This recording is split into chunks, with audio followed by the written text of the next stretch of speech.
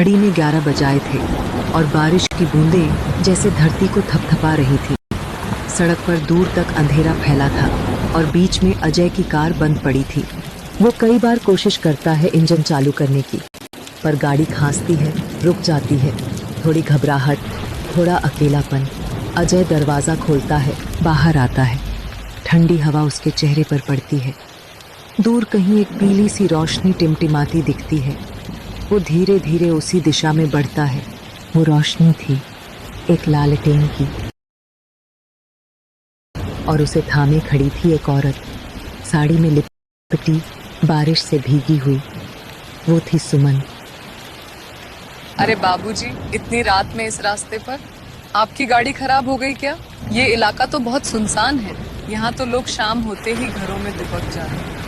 आप भीग गए हैं पूरे।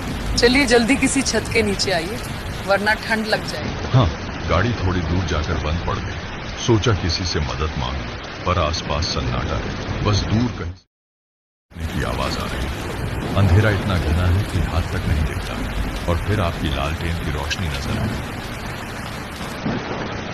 पास में तो बस मेरा घर ही है बाबूजी। बारिश में खड़े रहोगे तो बुखार चढ़ जाएगा। चलो अंदर चलो, थोड़ी देर बैठ लीजिए, मैं चाय बना देती हूँ। यहाँ तक आने में ज्यादा देर नहीं लगेगी और घर में सूखने की जगह भी मिल जाएगी।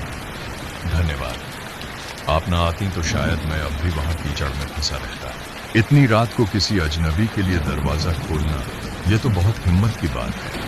आपका ये अपनापन देखकर लगा जैसे दुनिया में अभी भी सच्चे लोग हैं। वो आगे बढ़ती है, हाथ में झूलती लालटेन की लौ हवा में डोलती है। कभी उसके चेहरे को छूकर सुनहरा कर देती है, तो कभी बारिश की बूंदों में घुलकर हल्की सी धुंध बना देती है। सुमन के पांवों से मिट्टी में हल्की सी छप छप की आवाज आती है, और उस आवाज के पीछे पीछे चलता है अजय, धीरे, संभल कर, जैसे किसी अनजाने पर अपनेपन भरे रास्ते पर चल रहा हो।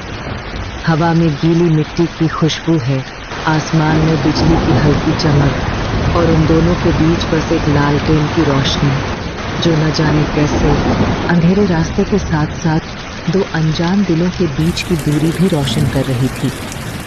दोनों छोटे से मिट्टी के घर में पहुंचते हैं।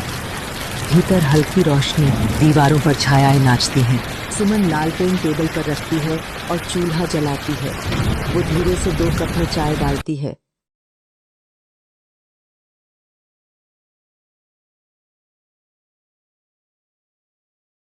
आपका घर कितना सादा और शांत है। शहर की भागदौड़ में तो लोग अपने ही घर में चैन से नहीं बैठ पाते। यहाँ आकर मन को ऐसा सुकून मिला जैसे सालों बाद किसी ठहराव से मिला हूँ। बाबूजी, अतिथि के लिए दरवाजा खोलना कोई परेशानी नहीं, ये तो हमारी रीति है। हम गांव वाले तो मानते हैं मेहमान के रूप में आता है। आपको देखकर ऐसा लगा जैसे कोई अपना भटक कर मेरे आंगन तक चला आया। आपकी बातें सुनकर ऐसा लग रहा है जैसे कोई पुरानी कहानी सुन रहा हूँ। हर शब्द में एक अपनापन है, एक सादगी है जो शहरों में अब खो गई है। कभी कभी सोचता हूँ, काश जिंदगी इतनी सीधी और सच्ची ही होती। शायद इसीलिए तो कहते हैं कि कुछ मुलाकातें किस्मत में लिखी होती हैं। सुमन लालटेन टेबल पर रखती है और चूल्हा जलाती है। वो धीरे से 2 कप में चाय डालती है। अदरक की खुशबू हवा में घुल जाती है। 1 कप अजय की तरफ बढ़ाती है। गांव की खामोशी का स्वाद कुछ अलग ही होता है बाबूजी। यहाँ बोलते कम हैं, महसूस ज्यादा करते। आपको देखकर ऐसा लगता है जैसे किसी पुराने रिश्ते की याद लौट आई हो। दिल कह रहा है, ये मुलाकात यूं ही नहीं हुई, इसमें ऊपर वाले की कोई बात छुपी है। वाह, चाय की खुशबू से ही आधी थकान उतर गई। इतनी सर्दी में ये गर्म प्याली जैसे जीवन लौटा दे। दोनों कुछ देर खामोश, सिर्फ बारिश की आवाज और लालटेन की टिमटिमाहट सुनाई देती है। रात गुजरती रही। कभी कभी तो लगता है हवा भी कुछ कहती है, बस सुनने वाला चाहिए। कुछ लोग होते हैं बाबूजी, जिनसे मिलकर वक्त थम जाता है। चाय ही नहीं, आपकी मेहमान नवाजी ने भी मन को गर्माहट दे दी।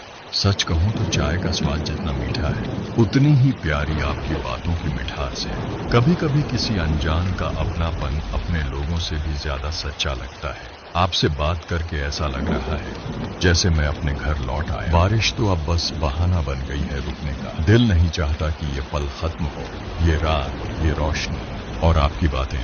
सब कुछ किसी पुराने किस्से जैसा लग रहा है। नाम, रिश्ता, पहचान सब बाद में आते हैं। पहले बस एक एहसास होता है कि ये अपना है। आपसे बात करके भी वही एहसास हो रहा है, जैसे बरसों से जानती हूँ आप। यह कहकर सुमन अजय से लिपट जाती है। उसे अब और रहा नहीं गया। अजय भी कब से इसी इंतजार में था। आग दोनों तरफ बराबर लगी थी।